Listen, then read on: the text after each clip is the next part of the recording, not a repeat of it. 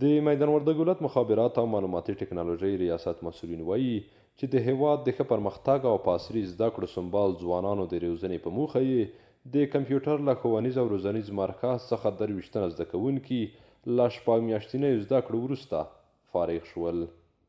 موږ د مخابرات او معلوماتي ټکنالوژۍ د کمپیوټر د ښوونیز او روزنیز مرکز لرو او په دې کې تقریبا په کال کې 2 دورې موږ فارغ وو چې 6 میاشتې هره دوره ده او 2 دورې لرو او د دې 15 پروګرام موږ پکې تدریس کوو. په هغه کې وینډوز ده، ام اس ورد ده، ام اس ایکسل ده، پاور پوینټ ده او معرفي د انټرنیټ ده. د یاد مرکز زده کوونکي خوښ دي چې د بیلابیلو پروګرامونو زده کړې یې په 6 میاشتو کې بشپړې کړې. دوی اوسني عصر ته په کتو په عصري زده کړو ټینګار کوي.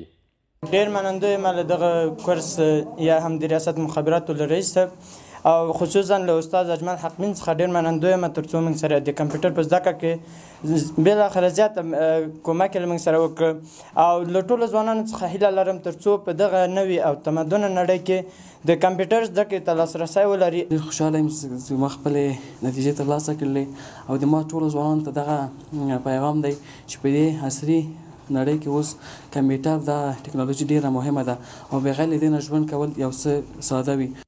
ورته مهال مسؤلین وایي چې دا له یاد مرکز څخه د فراغت 23مه دوره ده.